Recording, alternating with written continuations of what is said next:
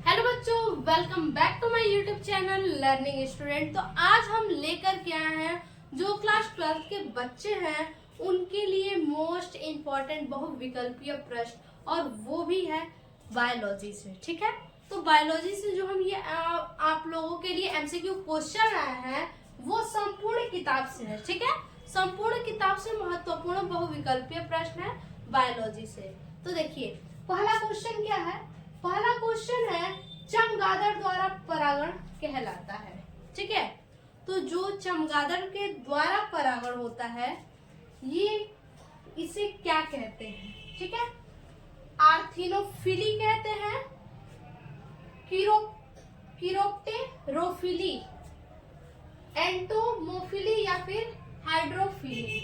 इन चारों में से चमगादड़ द्वारा परागण को क्या हम कहते हैं। तो देखिए, जो आंसर होगा वो होगा किरोप्टेरोफिली। ऑप्शन बी हमारा सही ऑप्शन है। ठीक है, चमगादड़ द्वारा परागण क्या कहलाएगा, किरोप्टेरोफिली। दूसरा है वह घटना जिसमें लैंगिक जनन के बिना तथा बिना निषेचन के। ठीक है, ऐसी घटना जिसमें लैंगिक जनन के बिना या फिर बिना निषेचन के भ्रूण का निर्माण होता है कहलाता है। बिना लैंगिक जनन के, बिना निषेचन के क्या होता है, भ्रूण का निर्माण होता है, उसे हम क्या कहते हैं। तो देखिए, बिना निषेचन के, बिना लैंगिक जनन के क्या होता है, भ्रूण का निर्माण होता है। ऑप्शन है अनिषेक फलन, दूसरा है असंग जनन, तीसरा है कायिक प्रवर्धन और चौथा है बहुभ्रूणता। ठीक है, तो इनमें से जो ऑप्शन होगा वो सही ऑप्शन है असंग जनन। ठीक है, ये बिना निषेचन के, बिना लैंगिक जनन के क्या होते हैं, भ्रूण का निर्माण करते हैं, जिसे असंग जनन कहते हैं। तीसरा है एक पुष्प में विकसित होने वाले फल की प्रकृति में निम्न में से किसकी महत्वपूर्ण भूमिका होती है। यानी कहने का मतलब है, क्या कहा है, जो विकसित फूल होता है, ठीक है, उसमें फल की प्रकृति में, विकसित जो फूल होते हैं उसके फल की प्रकृति में, फूल से फल बनता है, तो उस फल की प्रकृति में किसकी महत्वपूर्ण भूमिका होती है, पुमंग की, परागकण की, जायांग की या फिर निषेचन की। तो इसमें से जो सही ऑप्शन है वो क्या होगा, वो है क्या, जायांग। ठीक है, पुष्प क्या है, पुष्प में विकसित होने वाले फल, पुष्प से क्या होते हैं, फल विकसित होते हैं, तो विकसित होने वाले फल की प्रकृति किसकी भूमिका निभाती है, तो जो फल की प्रकृति होती है वो जायांग की भूमिका निभाती है। ऑप्शन सी सही ऑप्शन होगा। अगला है एक आवृत्त बीजी में 400 पराग कणों को उत्पन्न करने के लिए। ठीक है, एक आवृत्त बीजी में 400 परागकण उत्पन्न करना है। 400 परागकण उत्पन्न करने के लिए कितने अर्धसूत्री विभाजन आवश्यक है। देखिए, बोल क्या रहा है, 400 परागकण उत्पन्न करना है, उसके लिए कितने अर्धसूत्री विभाजन आवश्यक है। ऑप्शन ए है 400, बी है 100, सी है 200 और सी क्या है 50। ठीक है, तो इनमें से कौन सा आंसर है जो सही आंसर होगा। ठीक है, तो देखिए, 400 परागकणों को उत्पन्न करने के लिए अर्धसूत्री विभाजन जो है 400 की आवश्यकता होती है। अगला क्वेश्चन है 5 नंबर, आवृत्तबीजी पौधों में पुंकेसर है। ठीक है, जो आवृत्तबीजी पौधे होते हैं उनमें पुंकेसर हैं। ठीक है, किस भाग में, मादा जनन अंग, नर जनन अंग, ए व बी दोनों, यानी मादा जनन अंग और नर जनन अंग दोनों होंगे। ठीक है, और चौथा है इनमें से कोई नहीं। ठीक है, तो आवृत्तबीजी पौधों में जो पुंकेसर होते हैं वो नर जनन अंग में होते हैं। ठीक है, पुंकेसर जो है नर जनन अंग में होते हैं, स्त्रीकेसर जो है मादा जनन अंग में होता है। ठीक है, तो ऑप्शन बी हमारा सही ऑप्शन होगा। अगला है 6 नंबर क्वेश्चन, एक पादप के एक पुष्प के पराग कणों का दूसरे पुष्प में वर्तिकाग्र तक का स्थानांतरण कहलाता है। क्या कहलाता है? यानी क्वेश्चन कह रहा है कि किसी एक पुष्प का जो वर्तिकाग्र है वो किसी दूसरे पुष्प के एक पुष्प के परागकण, जो किसी एक पुष्प का क्या है? परागकण है। ठीक है, किसी एक पुष्प का परागकण है और वो परागकण किसी दूसरे पुष्प के वर्तिकाग्र तक पहुंचता है, स्थानांतरण होता है, तो उसे क्या कहते हैं? स्वयुग्मक कहते हैं, सजात पुष्पी परागण कहते हैं, परनिषेचन कहते हैं, या फिर अनुन्मील्य परागण कहते हैं। ठीक है, तो इस क्रिया को जो एक पुष्प के परागकण किसी दूसरे पुष्प के वर्तिकाग्र पर पहुंचे तो इस क्रिया को जो है कि सजात पुष्पी परागण कहते हैं। ऑप्शन बी सही ऑप्शन होगा। ठीक है, 7 नंबर क्वेश्चन है जल परागित पादप का नाम। ठीक है, जो जल परागित पादप होते हैं उनका नाम बताना है।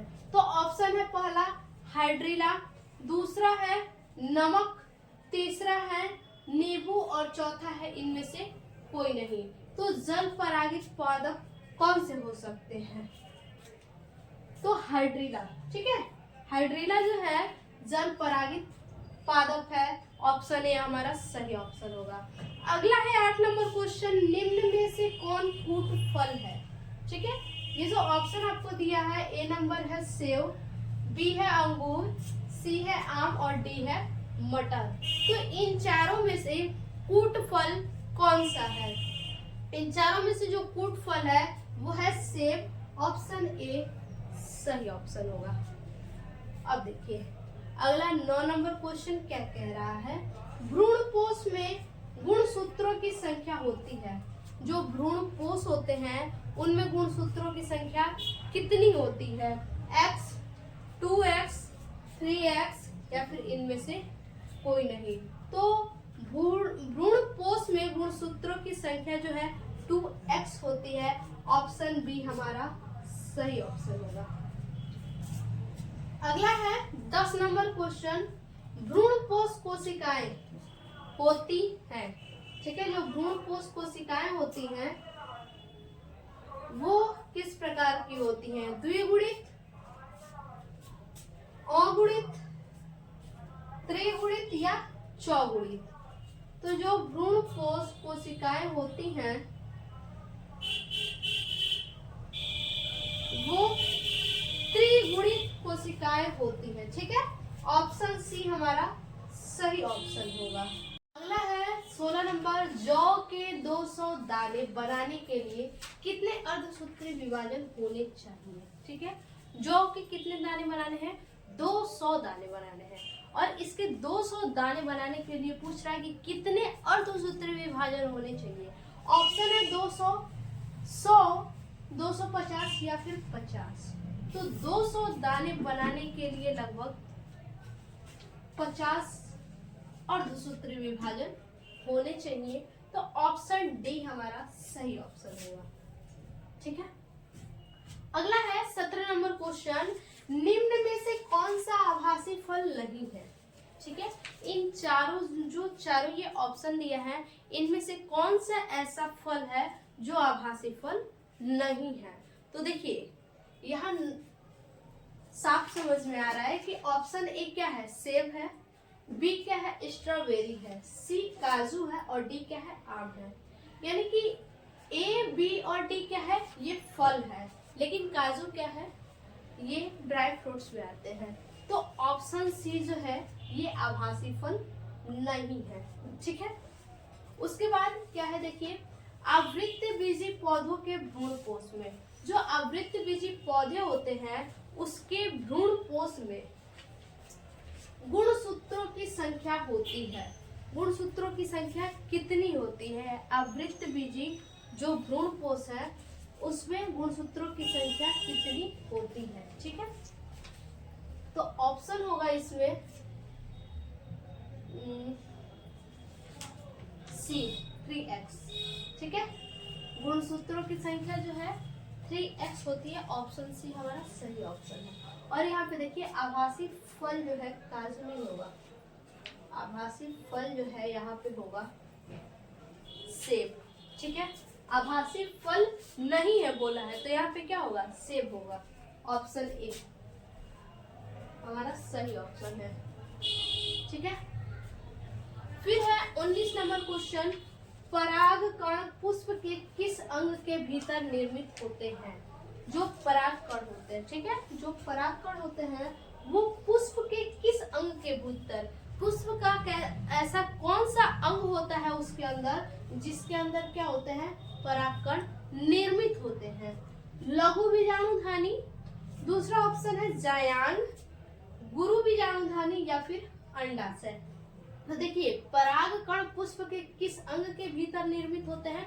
तो जो परागकण होते हैं वो लघु बीजाणुधानी, ठीक है, लघु बीजाणुधानी जो है उसके अंदर निर्मित होते हैं। ऑप्शन ए हमारा सही ऑप्शन होगा। अब देखिए अगला क्या है क्वेश्चन 20 नंबर, आवृत्तबीजी पौधों का भ्रूणपोष होता है। जो आवृत्तबीजी पौधे होते हैं उनका भ्रूणपोष क्या होता है? अगुणित होता है, द्विगुणित होता है, त्रिगुणित होता है या फिर बहुगुणित होता है। ठीक है, तो इनमें से जो आवृत्तबीजी पौधों का भ्रूणपोष होता है वो त्रिगुणित होता है यानी 3n। ऑप्शन सी सही ऑप्शन होगा। अगला है 21 नंबर क्वेश्चन, वेलिस्नेरिया के पौधों में परागण किस माध्यम से होता है? जो वेलिस्नेरिया के पौधे हैं, ठीक है, तो वेलिस्नेरिया के जो पौधे हैं उनमें परागण किस माध्यम में होता है? जल द्वारा होता है, वायु द्वारा होता है, कीटों द्वारा होता है या फिर मनुष्यों द्वारा होता है? तो वेलिस्नेरिया एक ऐसा पौधा है जिनमें परागण जो है कीटों के द्वारा होता है। ऑप्शन सी सही ऑप्शन होगा। ठीक है, अगला है 22 नंबर क्वेश्चन, निम्न में से एक कुट फल है, यानी इन चारों में से एक कुट फल कौन सा फल है? अंगूर है कुट फल, आम है, अमरूद है या फिर सेब है? इन चारों में से कुट फल कौन सा है? तो देखिए इनमें से जो कुट फल है वो है सेब। ऑप्शन डी हमारा सही ऑप्शन है। ठीक है, उसके बाद देखिए आगे है 23 नंबर क्वेश्चन, 108 लघु बीजाणु के निर्माण हेतु कितने? 108 लघु बीजाणु के निर्माण हेतु लघु बीजाणु मात्र कोशिका में कितने अर्धसूत्री विभाजन होंगे? ठीक है, अर्धसूत्री विभाजन 108 लघु बीजाणु के निर्माण में जो है कि कितने होंगे अर्धसूत्री विभाजन? 54, 27, 107 या फिर 236?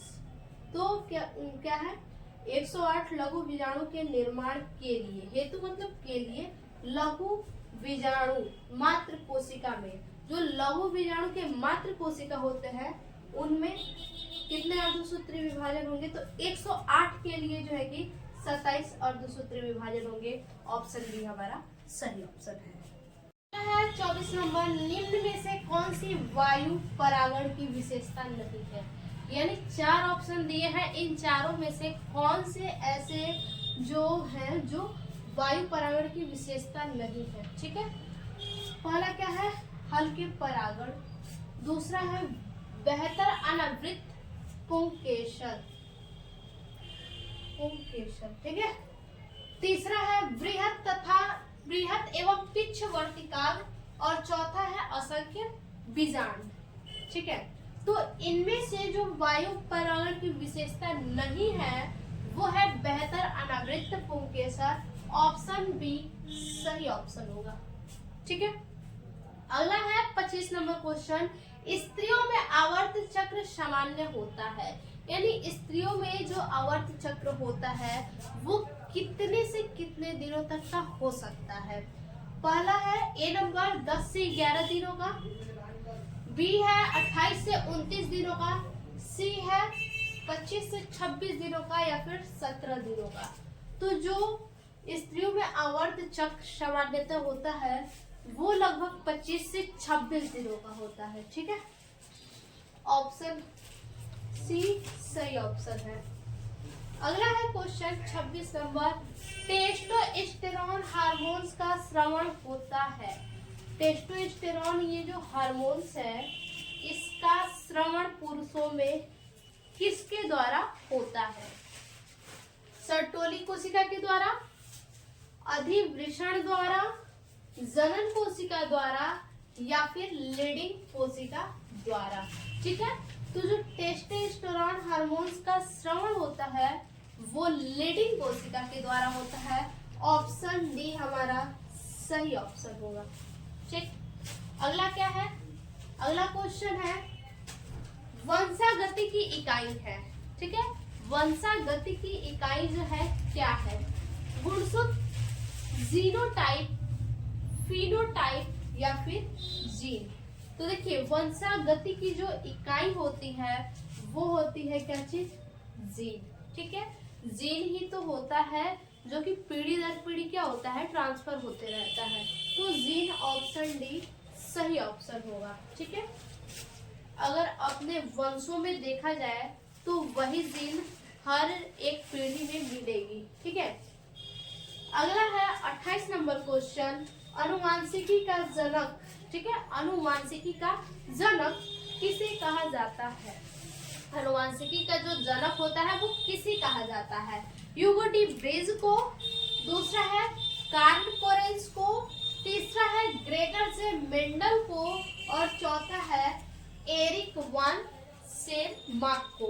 तो जो अनुवांशिकी का जनक है वो किसे कहा जाता है? तो ग्रेगर जे मेंडल को कहा जाता है। ऑप्शन सी जो है सही ऑप्शन होगा। अगला है 29 नंबर क्वेश्चन, एक्स सहलग्न जीन्स पाई जाती है। जो एक्स सहलग्न जीन्स होते हैं वो किन में पाए जाते हैं? ए है वाई गुणसूत्रों के विषम जात भाग में, जो वाई गुणसूत्र होते हैं उसके विषम जात भाग में। बी है एक्स गुणसूत्र के विषम जात भाग में। सी है एक्स तथा वाई गुणसूत्रों के समजात भाग में। ठीक है, एक्स तथा वाई गुणसूत्रों के समजात भाग में। और डी है संयुक्त गुणसूत्रों में। ठीक है, तो इनमें से जो सही ऑप्शन होगा वो होगा सी नंबर। ठीक है, एक्स तथा वाई गुणसूत्रों के समजात भाग में। तो ऑप्शन सी सही ऑप्शन होगा। ठीक, उसके बाद आगे क्या है? तीसरा नंबर क्वेश्चन, 30 नंबर क्वेश्चन, मानव में ए बी ओ रुधिर। ये तो आप सभी को पता होगा कि मानव में ए बी ओ ये तीनों रुधिर वर्ग होते हैं। ठीक है, और रुधिर वर्गों के कितने जीनोटाइप संभव है? रुधिर वर्गों के कितने जीनोटाइप जो है कि संभव है? तो जीनोटाइप जो है 4 संभव है। ठीक है, ऑप्शन क्या है? 2 है, 4 है, 6 है और 8 है। 4 नहीं 8 संभव है। एक तो आपका ए हो गया, एक बी हो गया। ठीक है, ए पॉजिटिव ले लीजिए, बी पॉजिटिव ले लीजिए, ए बी पॉजिटिव और ओ पॉजिटिव, ये 4 हो गए। और चारों के क्या होते हैं? निगेटिव भी होते हैं। ठीक है, ए पॉजिटिव है तो ए निगेटिव भी होगा, बी पॉजिटिव है तो B negative, A B positive है तो ए बी निगेटिव और ओ पॉजिटिव है तो ओ निगेटिव भी होगा। तो ऑप्शन डी सही ऑप्शन है। ठीक, उसके बाद अगला है प्रभाविता एवं पृथक्करण के नियमों का प्रतिपादन किसने किया? ठीक है, प्रभाविता और जो पृथक्करण के नियम है इन नियमों का प्रतिपादन किसने किया है? ए नंबर है डार्विन ने, बी है लैमार्क ने, सी है डी ब्रिज ने या फिर डी है मेंडल ने। तो प्रभाविता एवं पृथक्करण के नियम का जो प्रतिपादन किया है वो कौन है? मेंडल साहब है। ठीक है, मेंडल जी हैं, इन्होंने 3 नियम दिया है। ठीक है, 3 नियम दिया है, प्रभाविता का नियम, पृथक्करण का नियम और स्वतंत्र अव्यूहन का नियम। देखिए 32 नंबर क्वेश्चन क्या है? मंगोली जड़ता किसके कारण है? मानती है। ठीक है, ये मांगोली जड़ता जो है ये एक प्रकार का जो है कि गुणसूत्रों की कमी के कारण होता है, कमी या फिर अधिकता आप कह दीजिए। ठीक है, तो ऑप्शन क्या है, और ये जो है जन्म से ही होता है बच्चे में। पहला है लिंग गुणसूत्रों की एकल सूत्रता के कारण होती है, दूसरा है 21वीं जोड़ी के अलिंग गुणसूत्रों की एकल सूत्रता के कारण होती है, तीसरा है लिंग गुणसूत्रों की एकाधिक सूत्रता के कारण होती है। एकाधिक सूत्रता मतलब लिंग गुणसूत्र एक क्या होते हैं, अधिक हो जाते हैं, और चौथा 21वीं जोड़ी के अलिंग गुणसूत्रों की एकाधिक सूत्रता के कारण होती है। ठीक है, तो इनका जो ऑप्शन सही ऑप्शन होगा वो होगा डी नंबर, 21वीं जोड़ी। 21वीं जोड़ी के जो अलिंग गुणसूत्र होते हैं उनमें क्या होता है, अलिंग गुणसूत्रों की एकाधिक सूत्रता के कारण एक अधिक हो जाता है। ठीक है, तो ऑप्शन हमारा चौथा यानी डी ऑप्शन सही ऑप्शन होगा। उसके बाद अगला है, मेंडल ने एकल संकर क्रॉस में मटर के लंबे और बौने पौधों का फिनोटाइप अनुपात क्रमशः होता है। मेंडल के एकल संकर क्रॉस में, जो मेंडल ने नियम दिया है उसके एकल संकर क्रॉस में मटर के लंबे और बौने पौधे, ठीक है, मटर के लंबे पौधे जो होते हैं और जो बौने पौधे होते हैं दोनों के फिनोटाइप अनुपात क्या होता है। ठीक है, अनुपात क्रमशः क्या होता है यही बताना है। पहला क्या है, 3:1, दूसरा है 1:3, तीसरा है 1:2:1 और चौथा है 1:1:2। ठीक है, तो इसका सही क्रम अनुपात जो होगा वो होगा 3:1। ऑप्शन ए सही ऑप्शन होगा। ठीक है, उसके बाद अगला है 34 नंबर क्वेश्चन, मेंडल के द्विसंकर संकरण का। ठीक है, मेंडल का जो द्विसंकर संकरण है उसका फिनोटाइप अनुपात पूछा है। फिनोटाइपिक अनुपात क्या होगा, 9 संबंधित, 3 संबंधित, 3 संबंधित 1 या फिर अनुपात। ठीक है, 9:3:3:1 और दूसरा है 9:7, तीसरा है 3:1 और चौथा है 1:2:1। ठीक है, तो इनके द्विसंकर संकरण का फिनोटाइपिक क्या होगा, तो फिनोटाइपिक जो है 9:3:3:1 होगा। ऑप्शन ए सही ऑप्शन है। ठीक, उसके बाद देखिए 35 नंबर क्वेश्चन क्या कह रहा है, दात्र कोशिका अरक्तता ल्यूटैमिक अम्ल के निम्न में से किस अमीनो अम्ल के प्रतिपादन से होता है। ठीक है, इनमें से कौन सा ऐसा अम्ल है जिससे क्या होता है, अमीनो अम्ल के प्रतिस्थापन से होता है। ठीक, तो पहला है लाइसिक, दूसरा है मेथायोनीन, तीसरा है वेलिन और चौथा है सेरिन। ठीक है, तो इनमें से जो सही ऑप्शन होगा वो होगा वेलिन, ऑप्शन सी सही ऑप्शन है।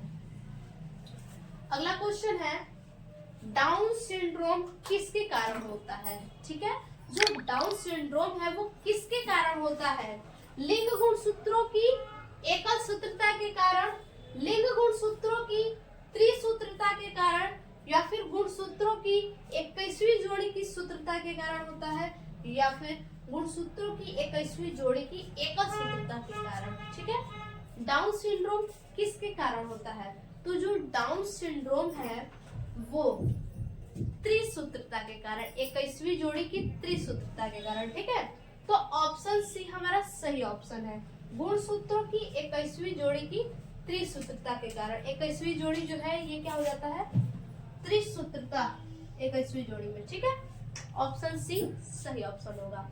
अगला है 37 नंबर क्वेश्चन, मेंडल ने अपने प्रयोग में कितने विपरीतार्थ लक्षणों को सम्मिलित किया।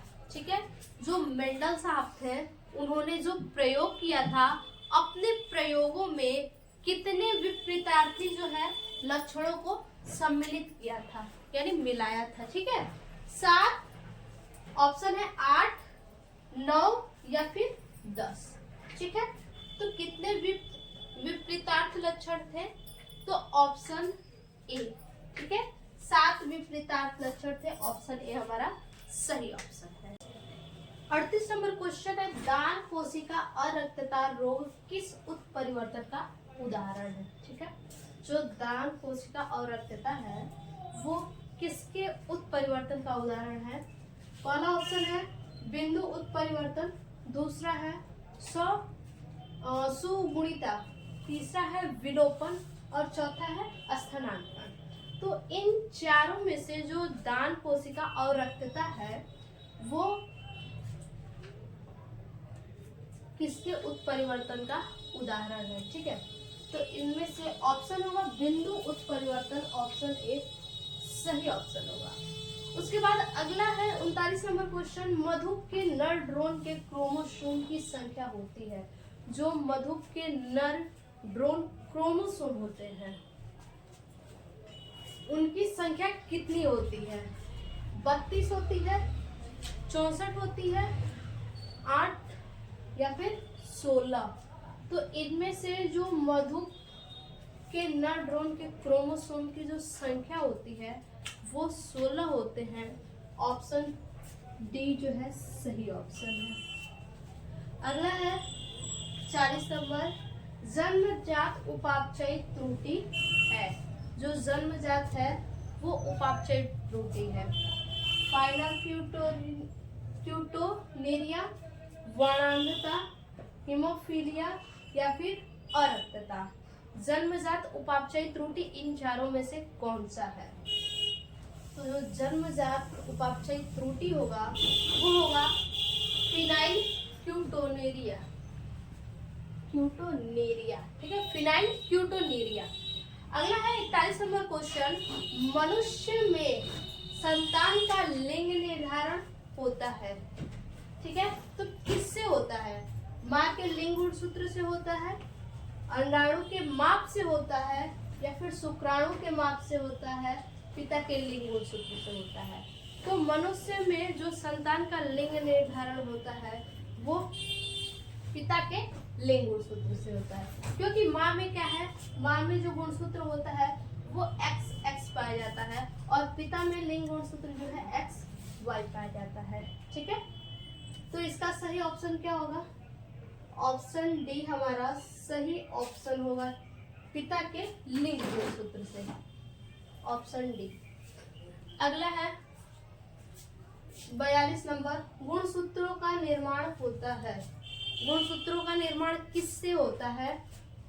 यूक्रोमेटिन से, हेटेरोक्रोमेटिन से, ए व बी दोनों, यानी यूक्रोमेटिन या फिर हेटेरोक्रोमेटिन, इन दोनों से, या फिर चौथा ऑप्शन है इनमें से कोई नहीं। ठीक है, तो गुणसूत्रों का निर्माण जो है वो यूक्रोमेटिन और हेटेरोक्रोमेटिन इन दोनों से होता है। तो ऑप्शन सी हमारा सही ऑप्शन होगा, ए व बी दोनों। ठीक है, अगला है कौन सा 43 नंबर क्वेश्चन, क्या रहा है कि हर्षे एवं चेस, हर्षे एवं चेस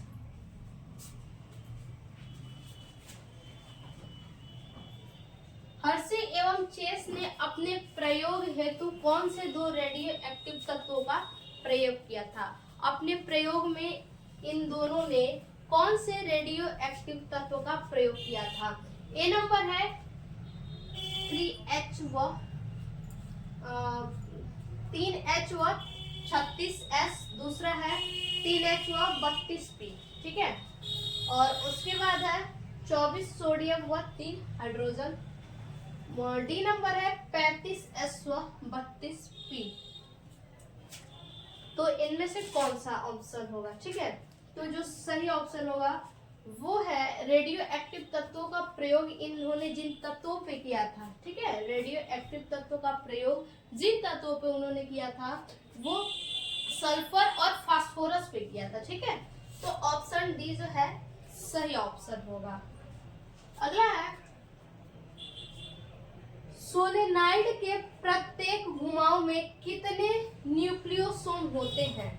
जो सोलेनाइड होता है, ठीक है, तो सोलेनाइड के प्रत्येक घुमाव में, उसके प्रत्येक घुमाव में कितने न्यूक्लियोसोम होते हैं?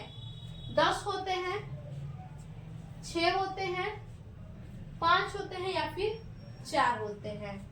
तो इनके घुमाव में जो क्रोमोसोम की संख्या होती है वो 10 होती है। ऑप्शन ए हमारा सही ऑप्शन होगा। अगला है 45 नंबर क्वेश्चन। कौन सा नाइट्रोजनी क्षार डीएनए में उपस्थित होता है? ठीक है, इन चारों में से ऐसा कौन सा नाइट्रोजनी क्षार है जो कि डीएनए में क्या होता है, उपस्थित होता है? पहला ऑप्शन है थायमिन, दूसरा है यूरेसिल, तीसरा है एडेनिन और चौथा है ग्वानिन। ठीक है, तो किस में पूछा है? नाइट्रोजनी क्षार, इनमें से कौन सा है जो डीएनए में उपस्थित होता है? तो सही ऑप्शन होगा यूरेसिल। यूरेसिल जो है डीएनए में उपस्थित होता है और ये क्या है, नाइट्रोजनी क्षार है। ऑप्शन बी जो है सही ऑप्शन है। अगला है 46 नंबर क्वेश्चन। विषाणु का आनुवंशिक पदार्थ है। ठीक है, विषाणु का आनुवंशिक पदार्थ क्या है? पहला ऑप्शन है डीएनए एवं आरएनए, दूसरा है केवल आरएनए, तीसरा है केवल डीएनए और चौथा है कोई नहीं। ठीक है, तो पूछा है विषाणु का आनुवंशिक पदार्थ क्या है? तो जो विषाणु होते हैं उनके आनुवंशिक पदार्थ जो होते हैं वो डीएनए और आरएनए दोनों है। ठीक है, डीएनए के आनुवंशिक पदार्थ बोला है तो आनुवंशिक पदार्थ में डीएनए और आरएनए दोनों आएंगे। ठीक है, तो ऑप्शन ए हमारा सही ऑप्शन है। अगला क्वेश्चन है एमआरएनए की सहायता से प्रोटीन संश्लेषण की प्रक्रिया कहलाती है। यानी एमआरएनए की सहायता से जो प्रोटीन संश्लेषण की प्रक्रिया होती है उसे हम क्या कहते हैं? अनुवादीकरण कहते हैं, अनुलेखन कहते हैं, प्रतीप अनुलेखन कहते हैं या फिर प्रतिलिपिकरण कहते हैं। ठीक है, तो एमआरएनए की सहायता से जो प्रोटीन संश्लेषण की क्रिया क्या होती है, जो क्रिया होती है उसे कहते हैं अनुवादीकरण। ऑप्शन ए हमारा सही ऑप्शन है। ठीक, अब हम देखेंगे अगला 48 नंबर क्वेश्चन। 48 नंबर क्वेश्चन क्या कह रहा है कि निम्नलिखित में से किसकी मौजूदगी के कारण परागकण जीवाश्म के रूप में अच्छी तरह संरक्षित रहते हैं? संरक्षित रहने का मतलब क्या है कि सुरक्षित रहते हैं। तो किसकी मौजूदगी के कारण जो है परागकण सुरक्षित रहते हैं? ठीक है, परागकण जीवाश्म के रूप में अच्छी तरह, यानी कि किसकी मौजूदगी के कारण परागकण जो है जीवाश्म के रूप में अच्छी तरह से सुरक्षित रहते हैं या फिर संरक्षित रहते हैं? तो पहला ऑप्शन है पेक्टिन, पेक्टिन के कारण, स्पोरोपालेन की मौजूदगी के कारण, या फिर सेलुलोज की मौजूदगी के कारण, या फिर लिग्निन की मौजूदगी के कारण। ठीक है, तो इनमें से जो सही ऑप्शन होगा वो स्पोरोपालेनिन होगा। स्पोरोपालेनिन की मौजूदगी के कारण क्या होता है, परागकण जीवाश्म के रूप में अच्छी तरह से सुरक्षित रहते हैं। ऑप्शन बी सही ऑप्शन है। अगला क्वेश्चन देखेंगे 49 नंबर। निम्न में से किसने प्रतिपादित किया कि जीवन का विकास अंगों के उपयोग और अनुपयोग के कारण हुआ? इन चारों लोगों में से किसने प्रतिपादित किया, ठीक है, कि जीवन का विकास, जो जीवन का विकास है वो अंगों के उपयोग और अनुपयोग के कारण होता है? ऐसा कौन सा व्यक्ति है जो प्रतिपादित किया कि जीवन के अंगों का विकास जो है अंगों का उपयोग और अनुपयोग के कारण होता है? ठीक है, जीवन का विकास अंग उपयोग, जीवन का विकास अंगों के उपयोग और अनुपयोग के कारण होता है। पहला ऑप्शन है लेमार्क, दूसरा है डार्विन, तीसरा है टी माल्थस है और चौथा ह्यूगो डी ब्रिज। ठीक है, तो जिन्होंने प्रतिपादित किया इस चीज को वो है लेमार्क। ऑप्शन ए सही ऑप्शन है। ठीक है, आगे है टाइफाइड के रोग जनक का नाम है। जो टाइफाइड के रोग जनक हैं उनका क्या नाम है? ठीक है, टाइफाइड के रोग जनक यानी जिन्होंने टाइप जिसे जैसे कि रोग को नाम दिया कि ये क्या है, टाइफाइड रोग है, तो उसके जनक कौन है? एस्केरिक है, साल्मोनेला है, प्लाज्मोडियम या फिर अमीबा। ठीक है, तो टाइफाइड के रोग जनक का नाम है साल्मोनेला। ठीक है, ऑप्शन बी जो है सही ऑप्शन है। अगला क्वेश्चन है, लिम्फोसाइट्स का निर्माण निम्न में से होता है। ठीक है, जो लिम्फोसाइट्स का निर्माण है वो इन चारों में से किस में होता है? ए ऑप्शन है लसिका में, बी है यकृत में, सी है अमाशय में या फिर डी है वृक्क में। ठीक है, तो लिम्फोसाइट्स का जो निर्माण है वो इन चारों में से किस में होता है? तो लिम्फोसाइट्स का निर्माण जो है लसिका में होता है। ऑप्शन ए सही ऑप्शन होगा। अगला क्वेश्चन है, श्वेत रुधिर कणिकाओं के अति उत्पादन के परिणाम स्वरूप है, यानी जो श्वेत रुधिर कणिका है उनके अति उत्पादन के परिणाम स्वरूप क्या है? थ्रोम्बोसाइटोपिनिया है या फिर ल्यूकीमिया है, हीमोफीलिया है या फिर ये सभी है। ठीक है, तो जो श्वेत रुधिर कणिकाओं के अति उत्पादन के परिणाम स्वरूप है वो है ल्यूकीमिया। ऑप्शन बी सही ऑप्शन है। अगला है, डेंगू बुखार का वाहक है। जो डेंगू बुखार होता है, डेंगू काटने पे जो बुखार जिसे डेंगू बुखार कहते हैं। ठीक है, तो डेंगू बुखार जब होता है या फिर जिसे हड्डी तोड़ भी कहते हैं, ठीक है, हड्डी तोड़ बुखार, उसका वाहक क्या है? क्यूलेक्स है, क्यूलेक्स क्या है? मादा मच्छर है। एडिस भी क्या है? मच्छर है। एनाफिलिस भी मच्छर है। ठीक है, ये तीन ऑप्शन हो गए और चौथा इनमें से कोई नहीं। तो डेंगू बुखार का वाहक क्या होगा? डेंगू बुखार का जो वाहक है वो है एडिस। ऑप्शन बी सही ऑप्शन है। ठीक है, अगला है, टीबी के टीके का नाम है। जो टीबी का एक टीका लगता है, ठीक है, टीबी का टीका लगता है, उस टीके का नाम पूछा है कि क्या है?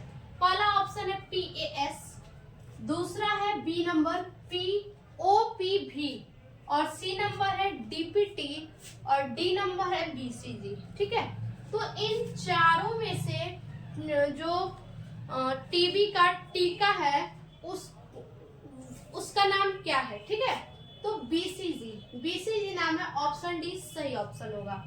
अगला है 55 नंबर क्वेश्चन, प्रत्येक प्रतिरक्षी अणु में कितने पेप्टाइड बंध होते हैं? यानी प्रत्येक प्रतिरक्षी अणु, जो प्रतिरक्षी अणु है प्रत्येक में बोला है कितने पेप्टाइड बंध होते हैं? 6 होते हैं, 4 होते हैं, 2 होते हैं या फिर 1 होते हैं। ठीक है, तो जो प्रतिरक्षी अणु हैं उनमें पेप्टाइड बंध जो है वो 4 होते हैं। ऑप्शन डी सही ऑप्शन होगा। ठीक है, अगला क्वेश्चन है विडाल परीक्षण। ठीक है, विडाल परीक्षण किस बीमारी की जांच में उपयोग किया जाता है? किस बीमारी की जांच के लिए विडाल परीक्षण करवाया जाता है? न्यूमोनिया, टाइफाइड, मलेरिया या फिर हैजा। तो विडाल परीक्षण जो है वो टाइफाइड के लिए है। ठीक है, विडाल परीक्षण टाइफाइड बीमारी के लिए उपयोग किया जाता है। ऑप्शन बी सही ऑप्शन है। अगला क्वेश्चन है, निम्न में से कौन गैर संक्रामक रोग है? ठीक है, निम्न में से कौन एक गैर संक्रामक रोग है?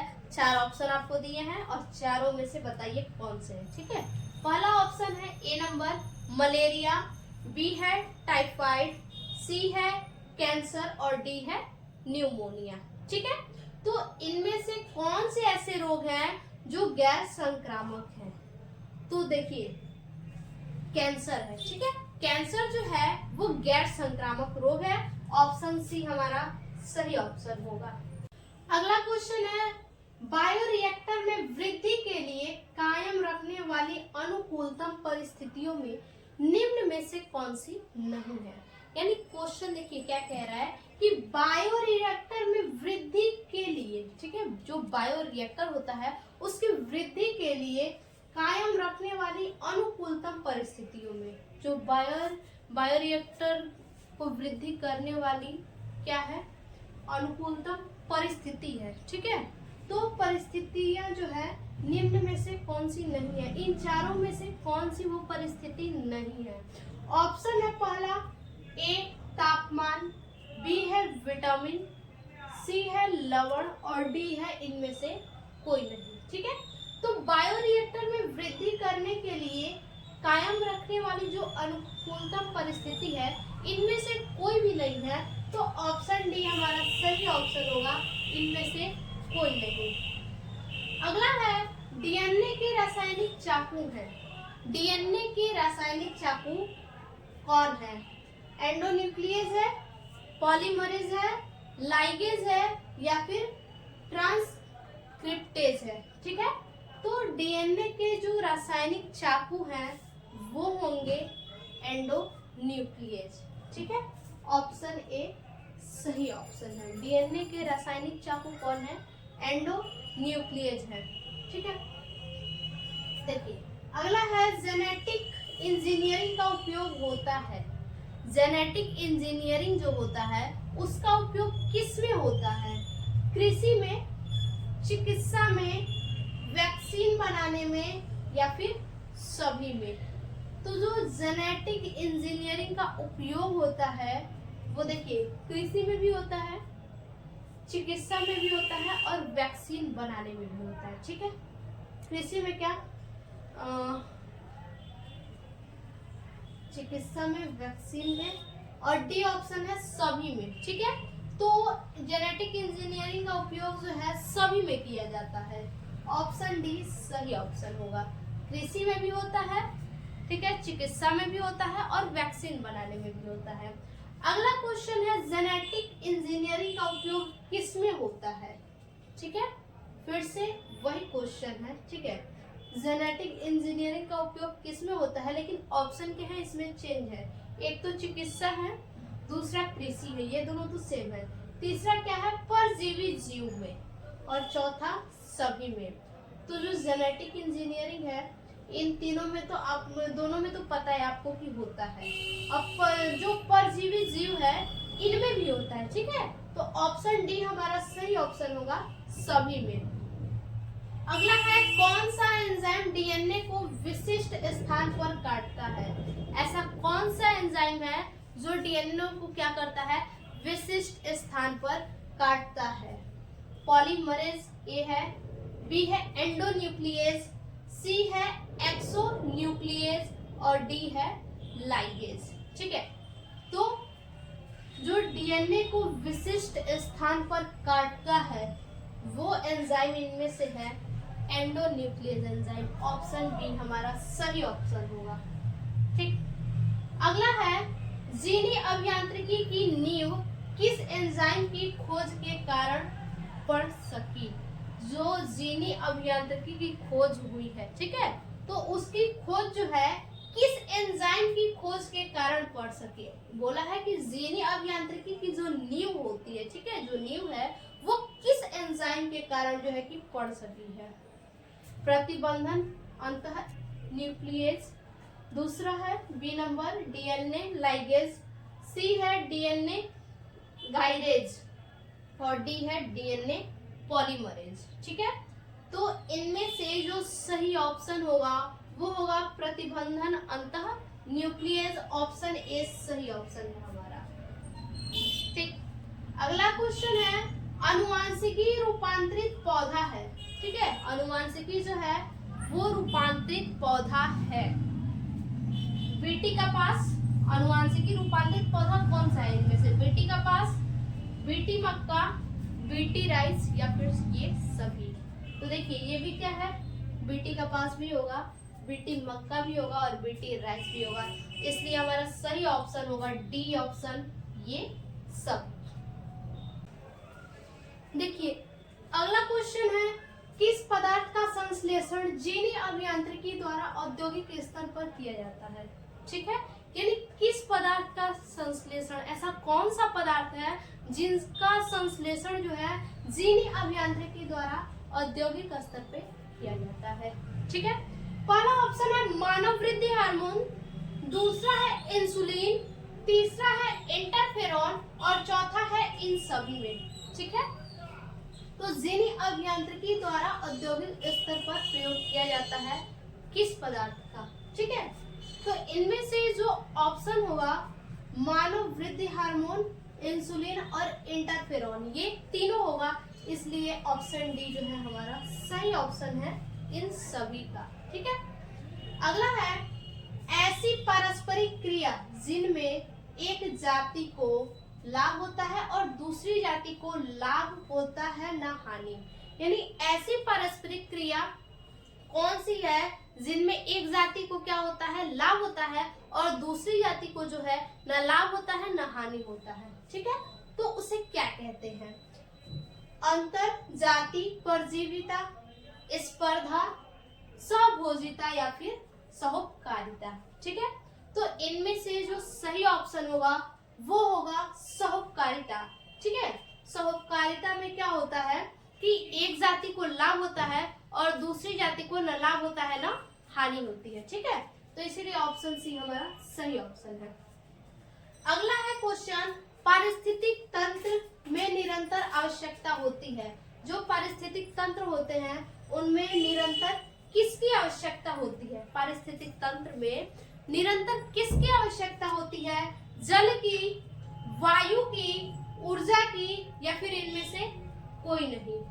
तो पारिस्थितिक तंत्र में जो है, ठीक है, ऊर्जा की आवश्यकता होती है, ऑप्शन सी सही ऑप्शन होगा। अगला क्वेश्चन है, भारत में रामदेव मिश्रा को किस विषय या अध्ययन के जनक के रूप में जाना जाता है। रामदेव मिश्रा को भारत में जो है हमारे इंडिया में रामदेव मिश्रा को किस विषय या अध्ययन के जनक के रूप में जाना जाता है, पारिस्थितिकी, आनुवंशिकी, जैव प्रौद्योगिकी या मानव विकास। या तो इन्हें किसी विषय का या फिर क्या लीजिए आप अध्ययन के जनक माने जाते हैं। तो रामदेव मिश्रा जो हैं वो पारिस्थितिक के क्या माने जाते हैं, जनक माने जाते हैं। अगला है, निम्न में से किसे भारत में जैव विविधता का तप्त स्थल समझा जाता है। ठीक है, इन चारों में से कौन सा है जो भारत में क्या है, भारत का तप्त स्थल है। ठीक है, इनमें से किसे भारत में जैव विविधता का तप्त स्थल समझा जाता है।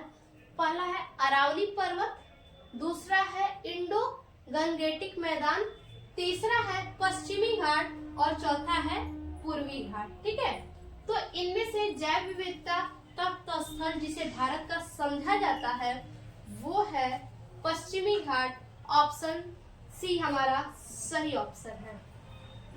अब अगला और आखिरी क्वेश्चन जो है, जैव विविधता शब्द का प्रयोग किया गया था। ये जो जैव विविधता शब्द है, इस शब्द का प्रयोग जो है कि किसके द्वारा किया गया था। ए ऑप्शन है रोजन द्वारा, बी है रॉबर्ट द्वारा, सी है अर्नस्ट हेकल द्वारा और डी है अर्नस्ट हेकल द्वारा। ठीक है, ये हेकल नहीं होगा, यहाँ पे जो है कि मेकल होगा। ठीक है, मेकल होगा यहाँ पे, मेकल द्वारा। ठीक है, तो इसका सही ऑप्शन जो है होगा रोजर द्वारा। ठीक है, जैव विविधता शब्द का प्रयोग जो है कि रोजर द्वारा पहली बार किया गया था, ऑप्शन ए हमारा सही ऑप्शन है।